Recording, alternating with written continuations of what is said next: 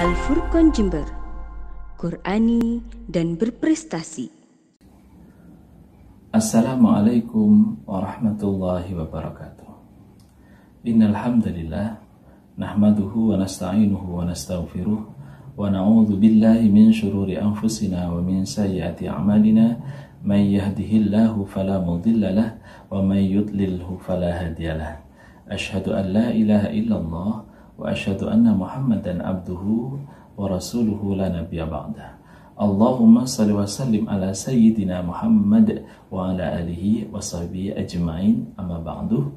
Pemirsa yang dirahmati oleh Allah, alhamdulillah tidak terasa kita sudah memasuki hari ke-17 di bulan Ramadan ini.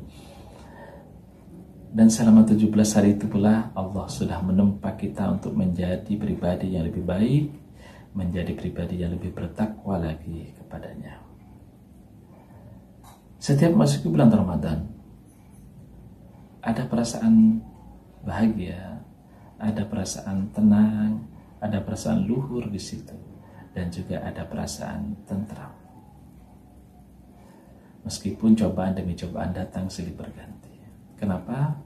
Karena di mana ada bulan Ramadan, di situ ada janji Allah bahwa Allah akan memberikan jalan keluar dari setiap permasalahan yang kita hadapi.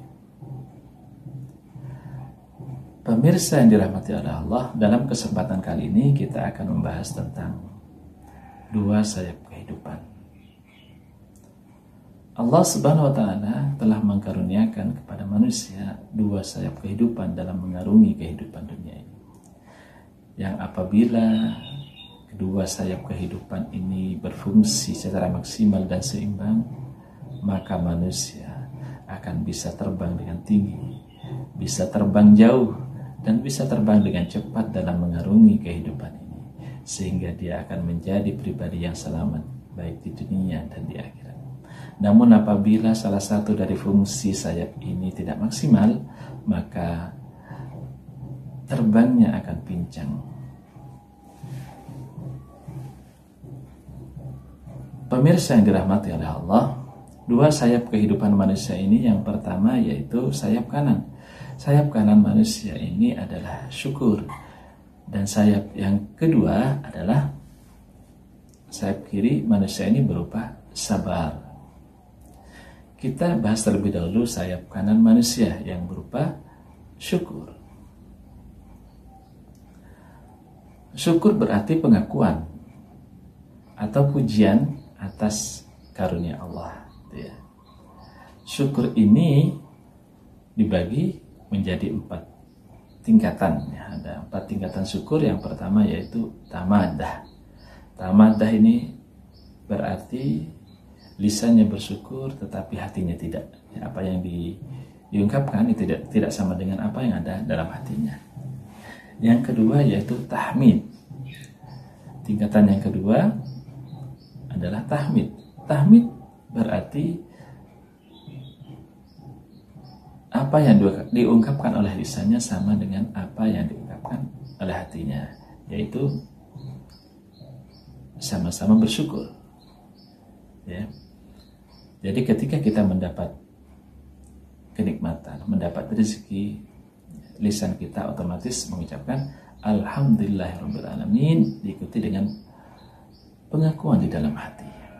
Ini tahmid namanya. Tahapan yang ketiga yaitu syukur itu sendiri, ya. Syukur, ya. Jadi tahapan yang ketiga ini tidak hanya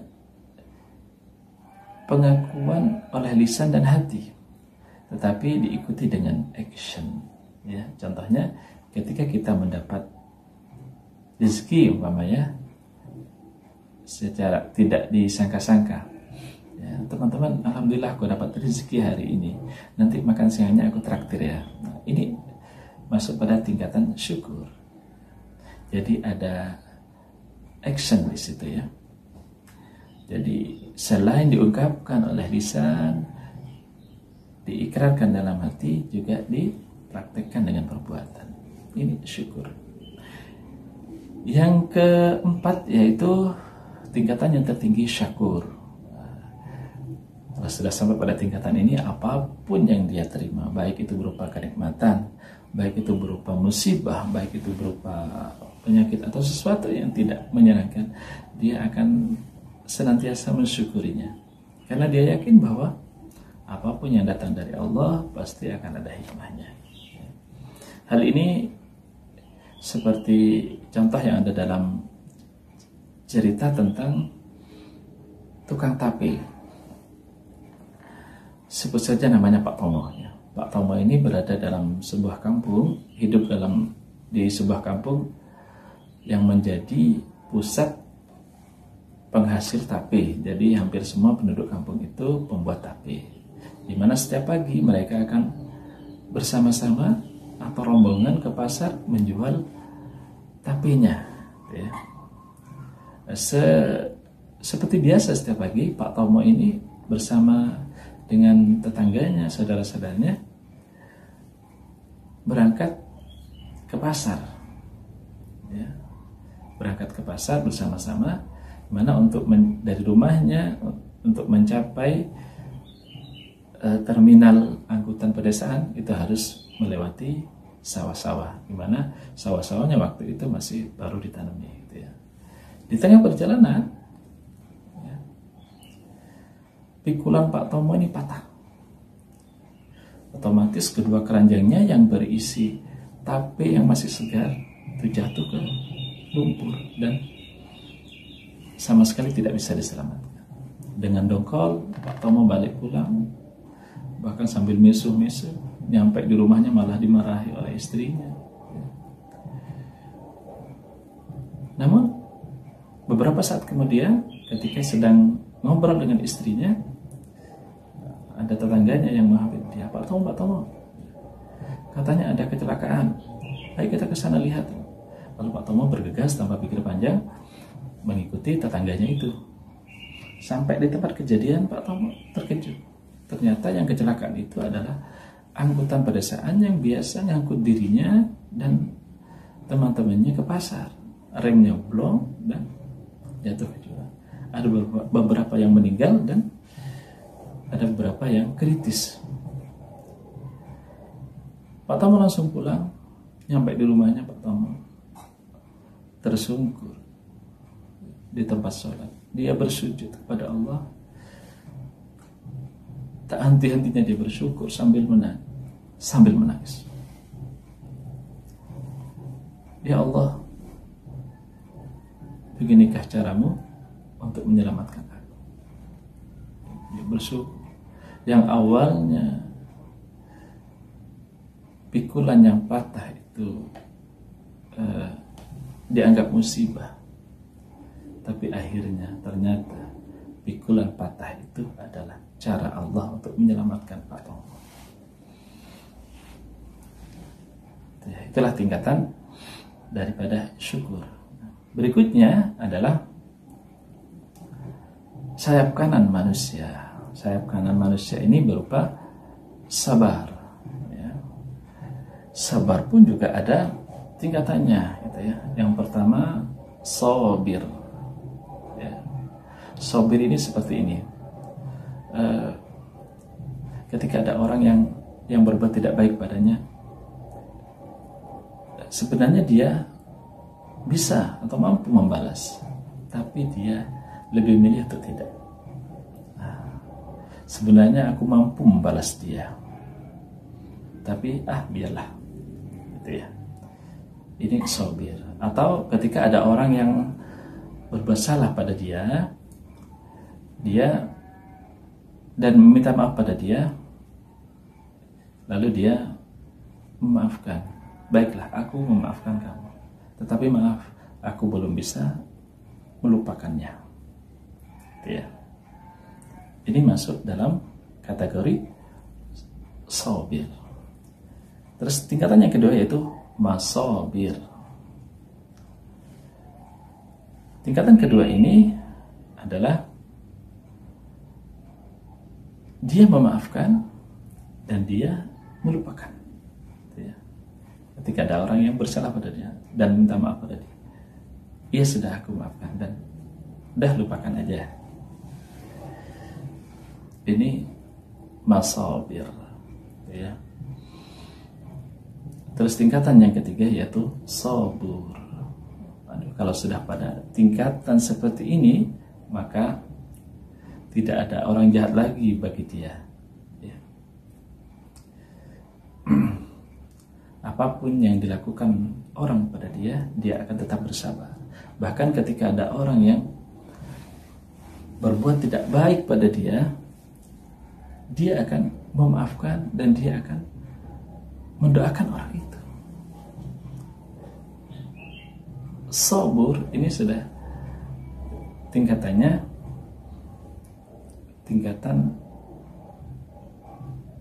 para wali-wali Allah, bahkan tingkatan para nabi. Seperti apa yang dicontohkan oleh Rasulullah ketika setiap beliau ke masjid, ketika melewati rumah yang kebetulan orang itu tidak suka pada Rasulullah, setiap beliau lewat, beliau diludahi. Setiap beliau lewat, beliau diludahi. Suatu ketika beliau lewat, orang itu tidak meludahi Rasulullah. Hari berikutnya juga seperti itu. Hari ketiga Rasulullah lewat, orang itu tidak ada. Sehingga ditanyakan oleh Rasulullah, tetangganya, kemana orang yang punya rumah ini? Lalu tetangganya menjawab, wahai Rasulullah, si fulan ini sudah sakit 3 hari. Nah, apa yang dilakukan Rasulullah? Rasulullah justru bergegas menjenguk orang ini. Si orang yang tidak suka pada Rasulullah ini mengira Rasulullah akan membalas perbuatannya. Tetapi apa yang terjadi? Justru Rasulullah mendoakan dia.